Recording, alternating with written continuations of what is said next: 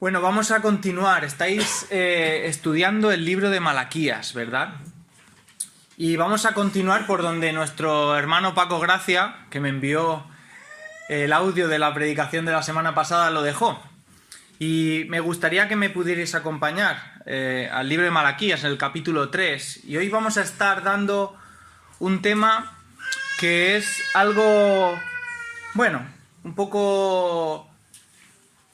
Es un tema que nos puede generar ciertas preguntas a lo largo de nuestra vida. Y es la aparente prosperidad de aquellos que no tienen temor de Dios en este mundo.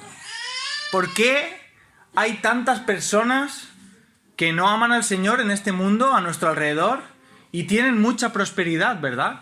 Parece que a todos les va bien la vida. No sé si alguna vez en tu vida has sentido cierta envidia de ver cómo muchas personas que nos rodean, que no tienen ningún temor del Señor, prosperan en su vida. No sé si alguna vez has sentido incluso cierto enfado al ver que en este mundo los estafadores, los mentirosos, los que no tienen ningún tipo de pudor de aplastar a los demás, son los que ganan dinero, los que les va bien en este mundo, mientras que a las personas honestas y sinceras les cuesta mucho llegar lejos en esta vida, o no pueden llegar muy lejos, ¿verdad? No sé si alguna vez te has preguntado cómo es posible que los que odian y ofenden a Dios, cuyas vidas están llenas de pecado, están gozando de salud, de riquezas, tienen todo lo que uno puede querer en este mundo. Mientras que los que pretenden servir al Señor, los que tienen temor de Dios, los que viven intentando servirle, sufren y padecen muchas dificultades, ¿verdad? La verdad es que a veces todas estas realidades, si nos ponemos a reflexionar, nos pueden doler, nos pueden hacer pensar. Y puede ser incluso que a veces podamos codiciar, en cierto modo, esta prosperidad que tienen muchos de este mundo. A veces no nos parece justo y no es justo que esto pueda ser así.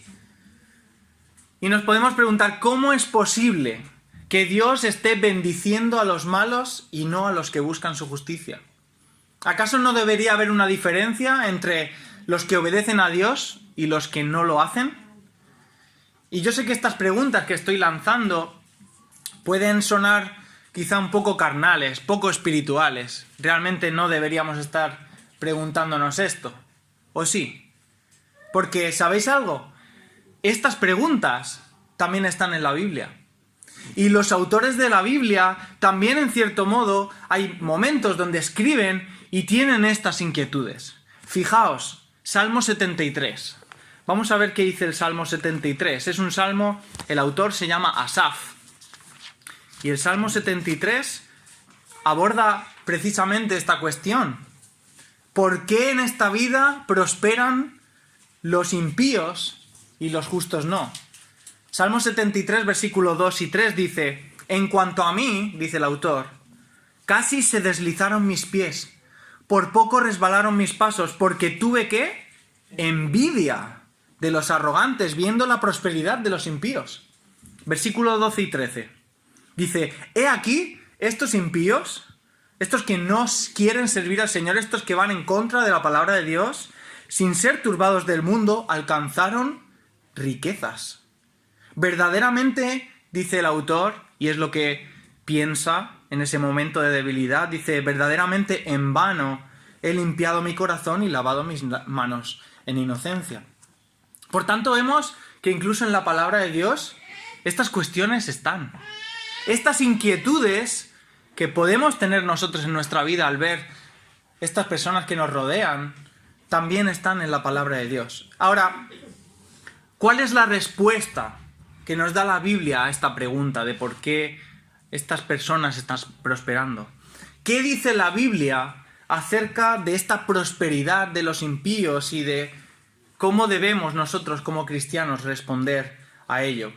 Y esa es la respuesta que vamos a encontrar en el texto que hoy nos toca dar en Malaquías 3, del 13 al 18.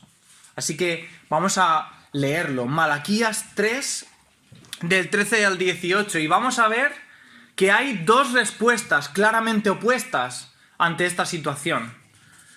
¿Cómo debemos responder ante esta prosperidad de los impíos? Y podemos responder de dos formas.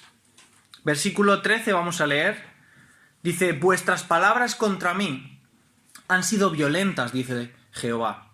Y dijisteis que hemos hablado contra ti. Habéis dicho, por demás es servir a Dios. ¿Qué aprovecha que guardemos su ley y que andemos afligidos en presencia de Jehová de los ejércitos? Decimos pues ahora, bienaventurados son los soberbios y los que hacen impiedad, no solo son prosperados, sino que tentaron a Dios y escaparon. Entonces, los que temían a Jehová hablaron cada uno a su compañero, y Jehová escuchó y oyó. Y fue escrito libro de memoria delante de él para los que temen a Jehová y para los que piensan en su nombre. Y serán para mí especial tesoro, ha dicho Jehová de los ejércitos, en el día que yo actúe. Y los perdonaré, como el hombre que perdona a su hijo que le sirve.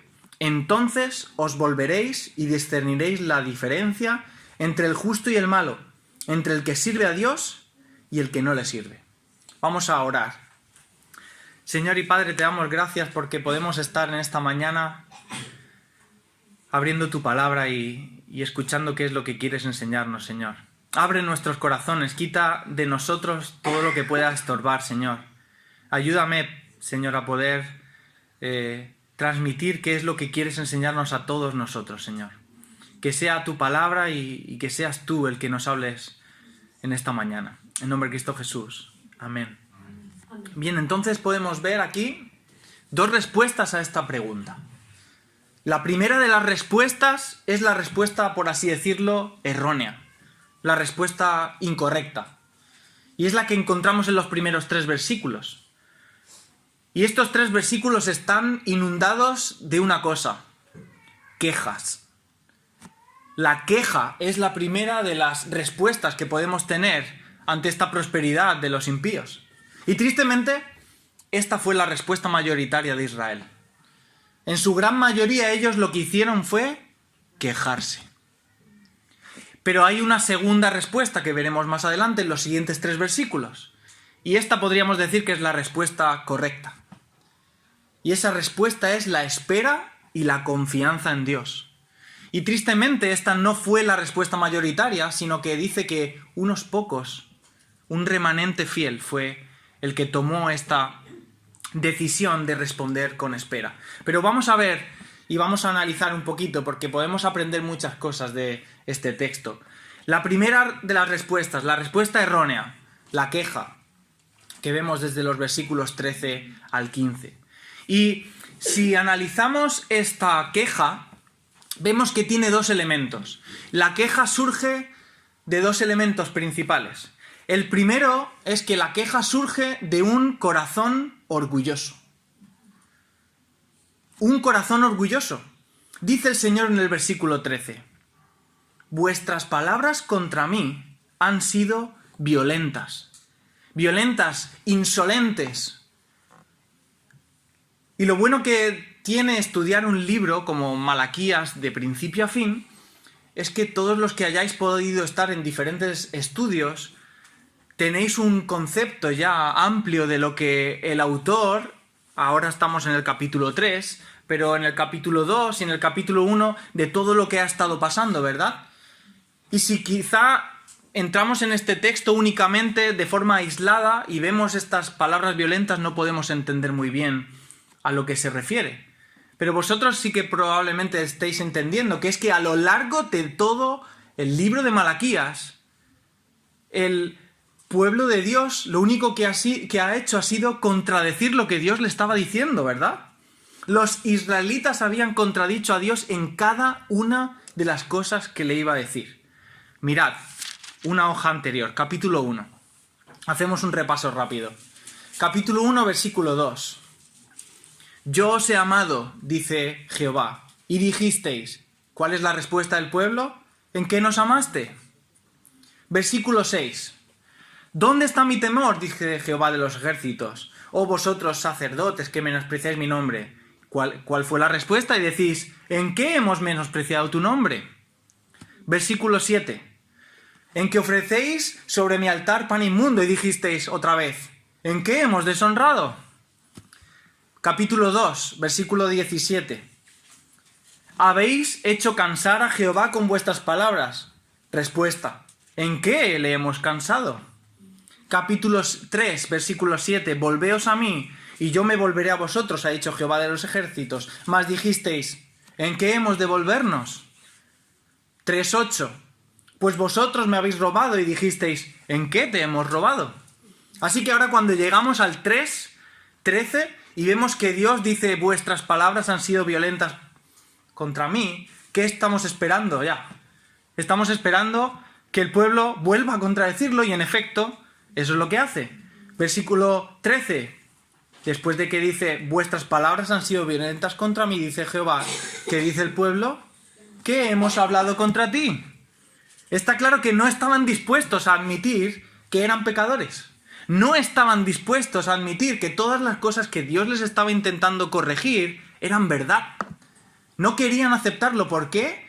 Porque tenían un corazón, como hemos dicho, orgulloso.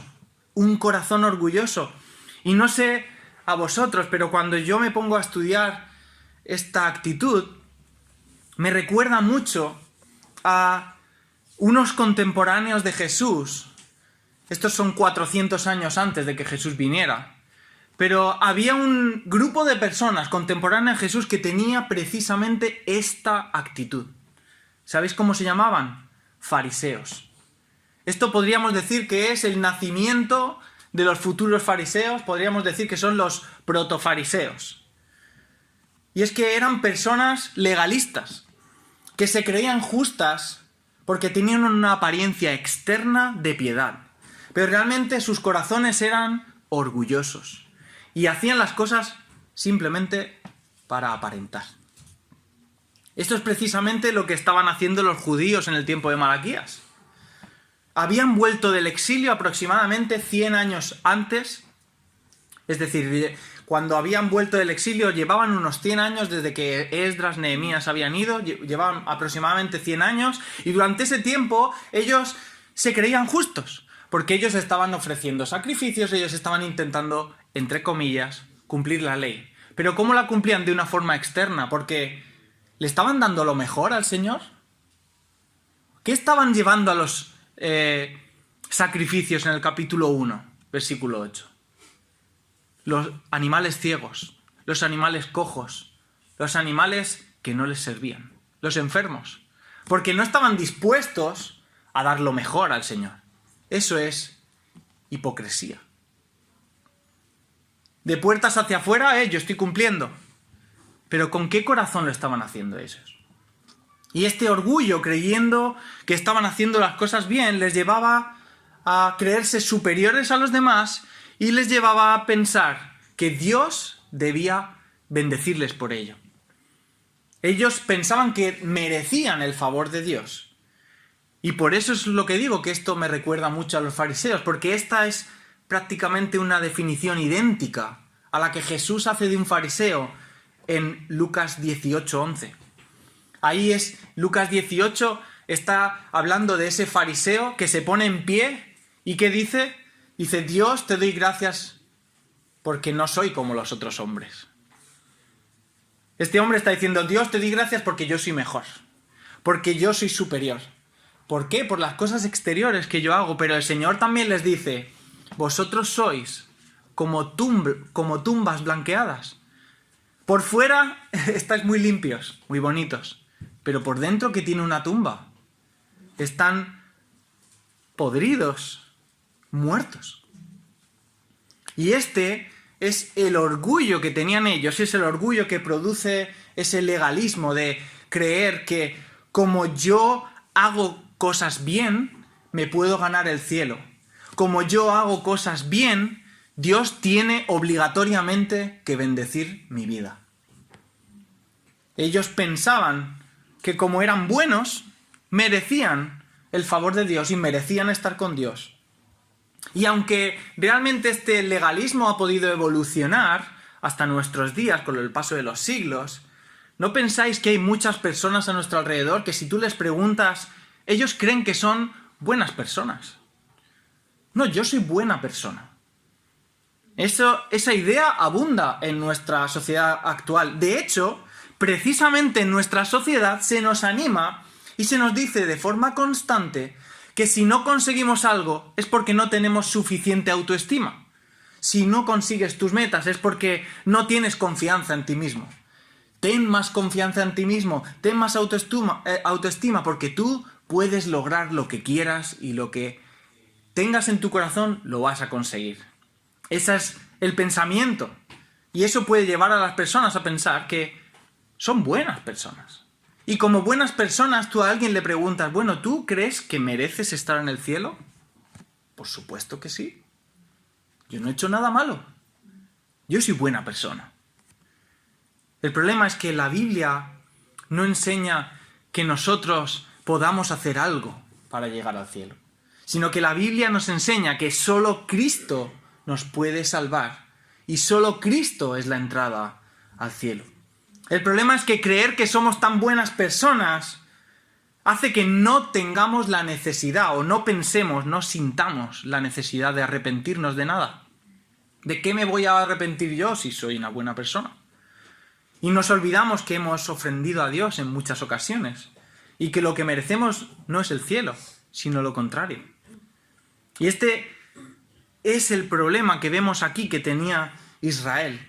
El pueblo era orgulloso y creen que se merecen bendiciones de parte de Dios cuando no están recibiéndolas, entonces lo que hacen es quejarse.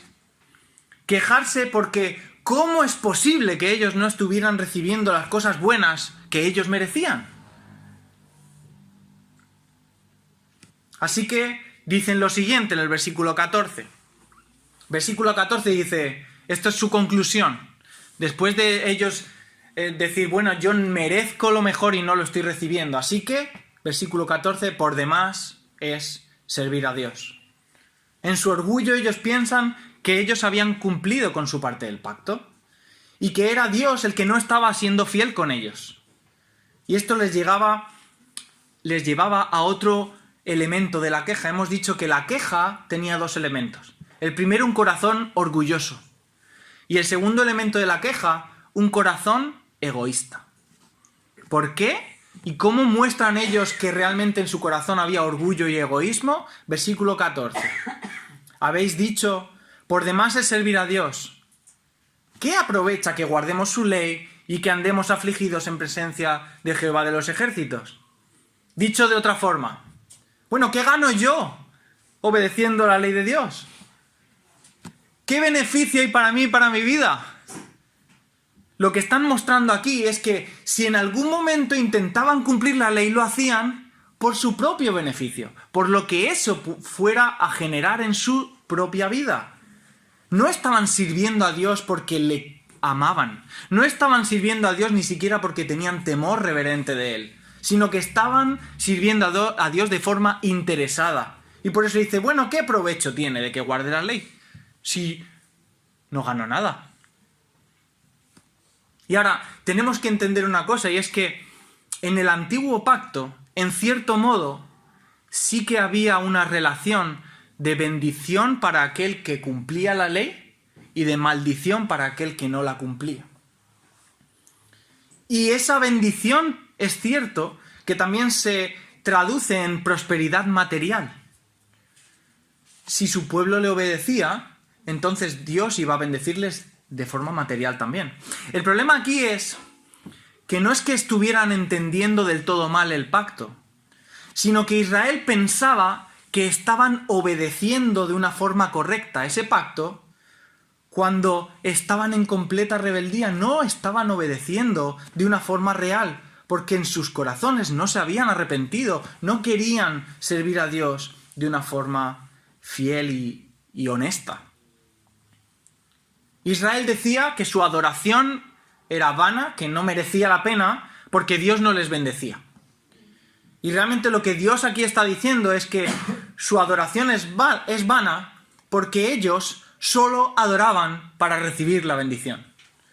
Ellos no adoraban a Dios porque le amaran. Ellos solo adoraban para recibir algo a cambio y por eso Dios no les bendecía. Era puro interés.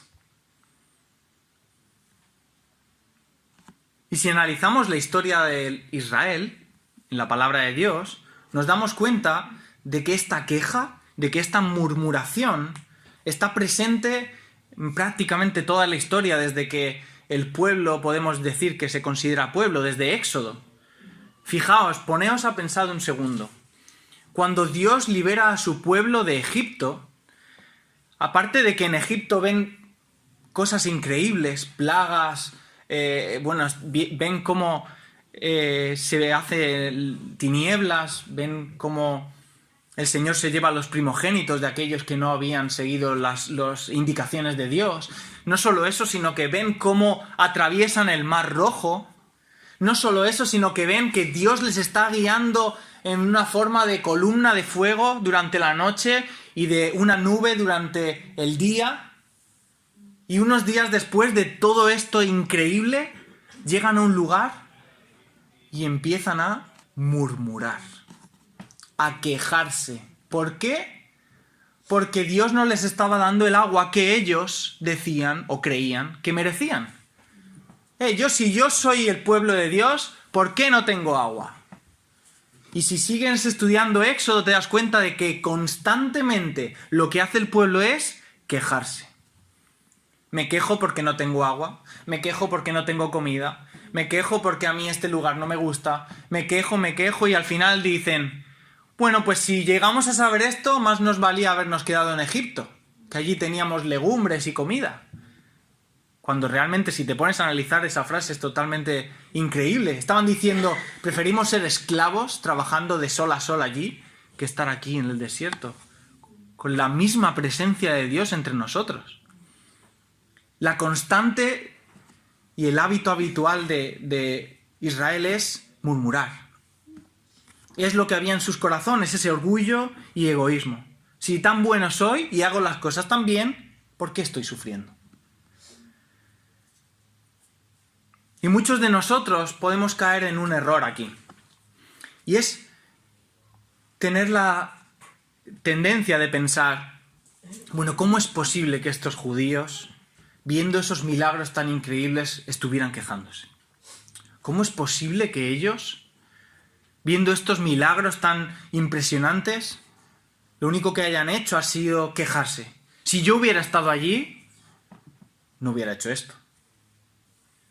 Si yo hubiera estado allí, realmente hubiera creído en el Señor. Y sabéis, estamos cayendo también en un problema si nos ponemos a pensar así, porque estamos creyéndonos mejores que ellos. Y nos estamos olvidando que el mismo pecado, el mismo corazón que tenían ellos, lo podemos tener nosotros. Así que debemos trabajar nuestras vidas para tener un corazón no lleno de orgullo y de egoísmo, sino lleno de humildad. Que aprendamos a que todo lo que tenemos, lo tenemos porque Dios nos lo ha regalado por gracia. No porque lo merezcamos de ninguna forma. Así que los israelitas aquí del tiempo de Malaquías no vieron ningún sentido en obedecer al Señor. Y afirman, en el versículo 15, dicen, decimos pues, la siguiente declaración, dice, ahora, bienaventurados son los soberbios, y los que hacen impiedad no solo son prosperados, sino que tentaron a Dios y escaparon. Aquí el pueblo está mostrando su envidia hacia los soberbios, los impíos, que tienen todo tipo de riquezas y bienes materiales en este mundo. Ellos son los que tienen una buena vida. Así que lo que importa no es agradar a Dios, sino satisfacer mis sueños personales, mis deseos. Esto es lo que están diciendo. Lo que están diciendo es, nuevamente, estoy echándole la culpa a Dios, porque mira estos. Han tentado a Dios y no solo no han tenido una consecuencia, sino que encima tienen todo lo que quieren. Aquí la idea a la que se está refiriendo el texto es que los impíos, los soberbios, estaban realizando pecados en cierto modo con el objetivo de ver si eso traía alguna respuesta, algún castigo de parte de Dios. Los que tengáis niños pequeños cerca, yo tengo ahora a mi niño, a Ethan, lo puedo contar porque está aquí fuera. Ahora ya me va entendiendo, entonces tengo que tener cuidado con lo que cuento. Pero es la idea de cuando tú le dices a un niño, oye, ese enchufe no lo puedes tocar. Y el niño va, te mira y hace así. ¿Por qué? Él está viendo a ver si eso que le dice su padre realmente va a traer una consecuencia o no. ¿Qué va a hacer papá si yo hago lo que me ha dicho que no haga? Esa es la idea detrás de esto. Aquí está diciendo, mira, los soberbios y los impíos han tentado a Dios para ver si había un castigo. ¿Y qué ha pasado? Aparentemente nada. Tú no les has consumido con fuego en ese preciso momento. Así que dicen, pues, ¿qué más da? Ellos están haciendo esto, Dios no ha hecho nada, así que de más está servir al Señor. Parece que ellos habían olvidado a que la palabra de Dios le dice, si os arrepentís y si volvéis a mí, yo os bendeciré. Pero Él no está diciendo en ningún momento de la palabra de Dios, probarme en la maldición, sino en la bendición, en lo bueno. Y la verdad es que parece que no conocen su propia historia nuevamente. No solo se están cayendo en los mismos problemas de murmuración y queja que los antiguos, que sus antepasados, sino que también parece que han olvidado a que en la palabra de Dios hay muchos casos donde vemos personas que tientan a Dios y no acaban bien. No sé si recordáis, pero esos que en Éxodo empiezan a murmurar, ¿sabéis lo que pasa con ellos? Ninguno entra a la tierra prometida. Ninguno entró en la tierra prometida porque Dios dijo, ninguno de vosotros entrará en mi reposo. Y murieron todos sin entrar, excepto dos, Josué y Caleb. Pero sabemos que Dios va a venir a juzgar. Sabemos que el fin de estos soberbios, de estos impíos, no va a ser una impunidad absoluta y para siempre. Y aunque me adelante un versículo al texto que os toque la siguiente vez que deis Malaquías, para que os hagáis una idea y no os deje con este final agridulce, mirad lo que dice el versículo 1 del capítulo 4. Dice, porque he aquí, capítulo 4, versículo 1, viene el día ardiente como un horno y todos los soberbios y los que hacen maldad serán estopa. Aquel día que vendrá los abrasará, ha dicho Jehová de los ejércitos, y no les dará ni rama, ni raíz, no les dejará ni raíz ni rama. Algún día, y en esta mañana estamos recordando que el Señor prometió que iba a volver. Y algún día Dios vendrá a establecer su justicia. Y en este capítulo 4, versículo 1, mirad qué palabra utiliza. Soberbios. La misma palabra que ellos están utilizando en el capítulo 3, versículo 15. Ellos dicen, mira, los soberbios prosperan. Y dice aquí el Señor, sí, ¿sabes lo que va a pasar con los soberbios? Los soberbios tendrán un juicio. Y de ese juicio nadie va a salvarles. Sus casas nuevas, sus coches, su ropa cara, cuando estén ante el Señor, ¿de qué les va a servir? Ellos llegará un momento en que estén ante Dios y tengan que pagar por su pecado. Así que, hermanos, tenemos que tener cuidado en no caer en estos mismos pecados que estos judíos estaban cayendo. En lugar de caer en envidia y en pensar que esta vida es tan injusta, debemos responder con esperanza y confianza en el Señor. Y saber que Dios es justo y que Él hará justicia en este mundo. Y esa es precisamente la segunda forma que podemos ver de responder en este texto, es los siguientes versículos del 16 al 18. La segunda forma de responder es un contraste con la queja, y es que ante la prosperidad de los impíos, la forma correcta es la espera. La espera en Dios, la confianza en Dios. Mirad el versículo 16. Dice, entonces los que temían a Jehová hablaron cada uno a su compañero. Y ahora podemos hacernos nosotros una pregunta. Es bueno que le hagamos preguntas al texto para intentar entenderlo mejor. Y es, ¿quiénes son estos que temían a Jehová? Porque a lo largo de todo el libro de Malaquías, toda la carta, estamos viendo simplemente quejas. No se nos hace referencia a ello. Pero la realidad es que si estudiamos el Antiguo Testamento, vemos que la historia del pueblo, en toda la historia del pueblo de Israel, siempre ha habido un remanente fiel. ¿Sabéis cuántos espías se enviaron para explorar la tierra? 12 espías. ¿Cuántos eran negligentes? 10. Pero hubo 2 que se mantuvieron fieles. Y vemos que siempre hay unos pocos, lo que se llama el remanente fiel, que sigue buscando agradar al Señor. Así que este pequeño grupo, vemos que aquí hay un pequeño grupo que cuando escucha las palabras del Señor a través de su profeta, deciden obedecer a esta palabra. Y vemos que Dios escucha las oraciones y su arrepentimiento. Y ahora lo que hacen ellos para dejar constancia de esto es algo interesante. El versículo 16 lo dice. Dice, entonces los que temían a Jehová hablaron cada uno a su compañero.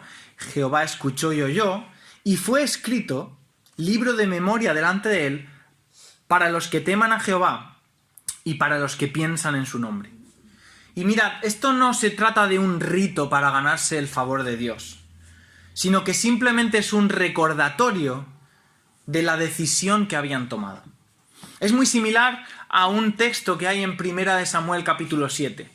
En 1 Samuel capítulo 7 está todo el pueblo reunido adorando a Dios porque el arca que había sido robada por los filisteos había vuelto, y cuando los filisteos escuchan que todo el pueblo está reunido en el mismo lugar, dicen, ya está, atacamos ese lugar y los destruimos a todos. Y esa batalla pintaba realmente mal para los judíos. Pero ¿sabéis lo que ocurre? Que Dios hace que ellos ganen la batalla.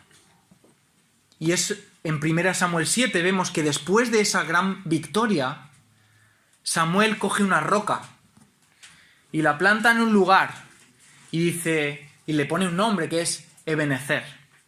Hasta aquí nos ayudó el Señor. Esa roca no era nada especial, no era un lugar para ir a adorar, no era un lugar para santificar o para ser más santos. Era un recordatorio, que significaba que si desde el principio hasta ese momento Dios les había ayudado, Dios también les seguiría ayudando desde ese momento en adelante. Así que ellos, cuando aquí en Malaquías deciden volverse a Dios, dice que escriben un libro de testimonio, para que eso quede en constancia de que, mira, nosotros nos hemos arrepentido.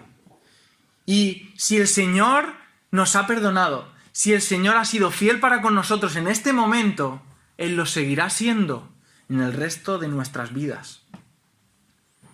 El Señor así permanece fiel para este remanente y les perdona, y dice algo muy bonito en el versículo 17 a estas personas. Dice, y serán para mí especial tesoro.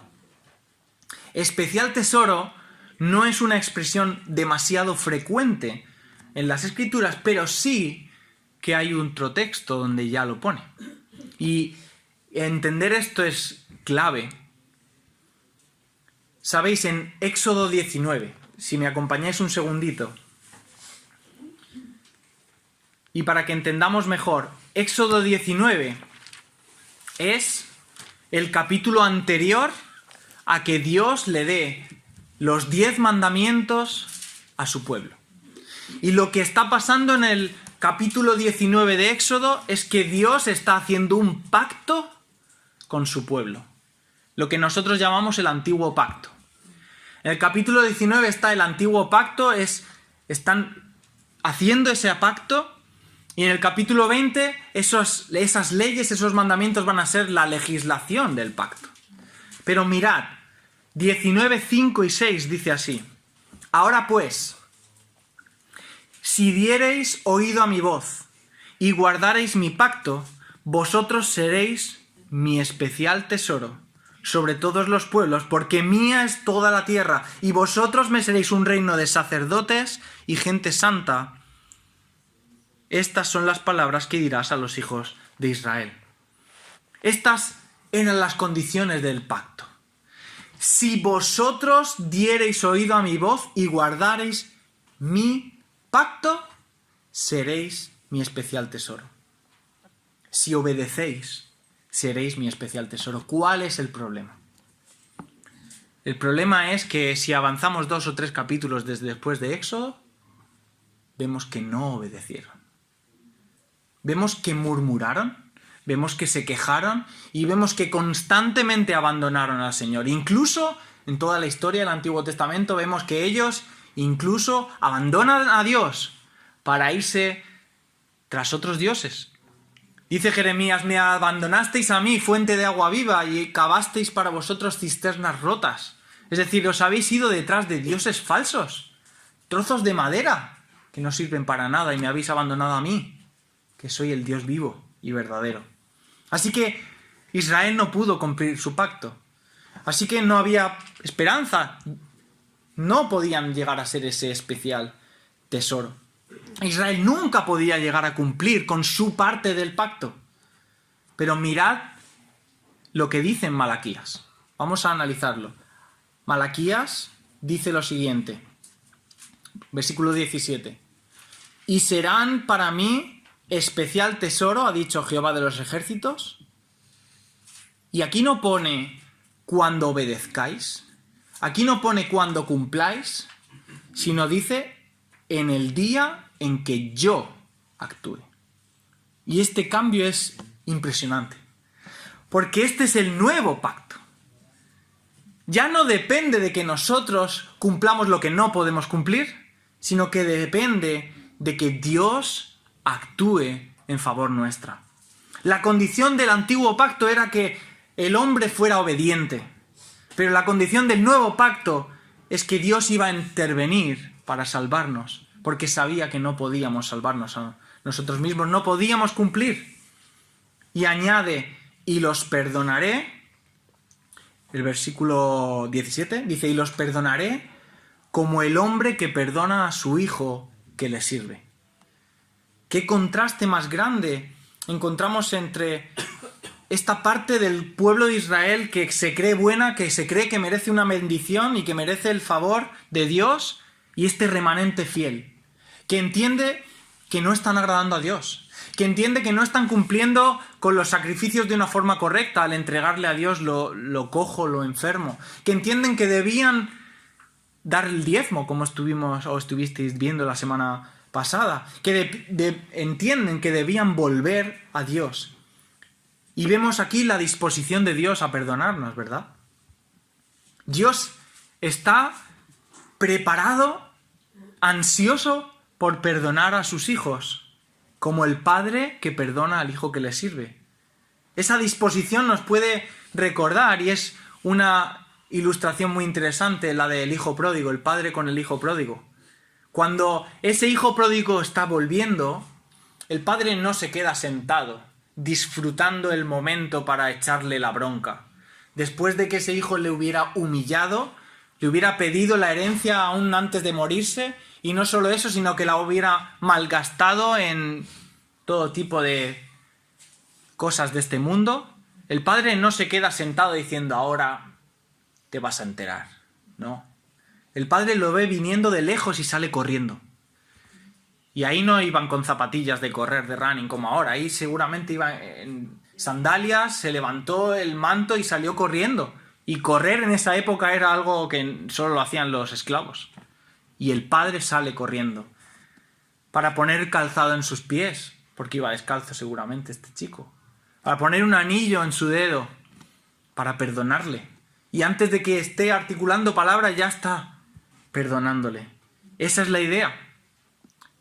Y los perdonaré como el hombre que perdona a su hijo que le sirve.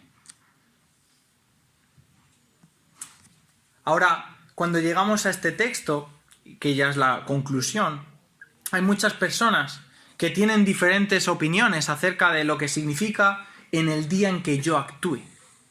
Hay algunos que piensan que todo esto ya se ha cumplido, y la verdad es que en cierto modo es cierto, porque Dios ya está salvando, Dios ya está perdonando y salvando a aquellos que se arrepienten. Pero hay algo en este texto, que es el versículo 18, que todavía no se ha cumplido, y por lo que yo creo que también está hablando de una restauración futura que todavía está por llegar. Dice el versículo 18, y discerniréis la diferencia entre el justo y el malo, entre el que sirve a Dios y el que no le sirve. Y esto aún no se ha cumplido. Ese día aún no ha llegado, porque todavía estamos en este mundo nosotros con este problema de que los impíos, los que no aman a Dios, están prosperando, y lo estamos viendo alrededor de nuestra vida, ¿verdad? Aún no vemos la diferencia entre los justos y los malos y los que sirven a Dios. Aún los malos no están recibiendo lo que se merecen. Pero ese día vendrá. Y por eso nuestra respuesta ante esa prosperidad de los impíos debe ser estar confiados. Nuestra respuesta debe ser esperar, porque Dios va a arreglarlo todo y establecerá una justicia perfecta en la tierra. Estamos esperando ese día, confiamos en el Señor y Él regresará para establecer su justicia. Y sabéis esta conclusión que sacamos de Malaquías 3. Cuando estudiamos la palabra de Dios, lo bonito es que vemos una armonía en toda la palabra de Dios. La palabra de Dios es perfecta y no se contradice. Y hemos empezado hablando de Asaf en el Salmo 73. Él tenía un problema con esta situación, no podía entender que los impíos estuvieran prosperando en el mundo. Pero mirad, Salmo 73, cómo acaba ese salmo, porque antes no lo he dicho adrede para concluir ahora. Salmo 73, versículo 17. Él está hablando de que esos impíos estaban prosperando, de que él estaba sufriendo también por esta situación. Dice el versículo 17, hasta que entrando en el santuario de Dios, comprendí el fin de ellos. ¿Sabéis, hermanos? La vida cristiana no debe centrarse en el presente, sino que la clave está en pensar en el futuro glorioso. Como creyentes no debemos centrarnos en esta prosperidad momentánea que algunos tienen en el mundo, sino en pensar en el futuro que nos espera y también en el futuro que les espera a ellos también. Porque un día tendrán que presentarse y todos nos presentaremos ante Dios. Y aquellos que hayan aceptado a Cristo como su Salvador tendrán ya pagada la deuda de ese pecado. Pero ellos, sus casas, como hemos dicho, no les van a servir de aval, ni sus coches, ni todas esas pertenencias. Dice Asaf también, Salmo 73, 28. Pero en cuanto a mí, el acercarme a Dios es el bien. He puesto en Jehová el Señor mi esperanza para contar todas tus obras. Y es que la vida cristiana solo tiene sentido a la luz de la eternidad. La vida cristiana tiene sentido cuando entendemos que esta vida terrenal es corta y que lo que estamos haciendo es prepararnos para una eternidad con el Señor. Y que aquí puede ser que suframos, aquí puede ser que tengamos problemas. Pero ante esto debemos responder de una de las dos formas que hemos visto. O nos quejamos o esperamos las bendiciones de Dios que vendrán.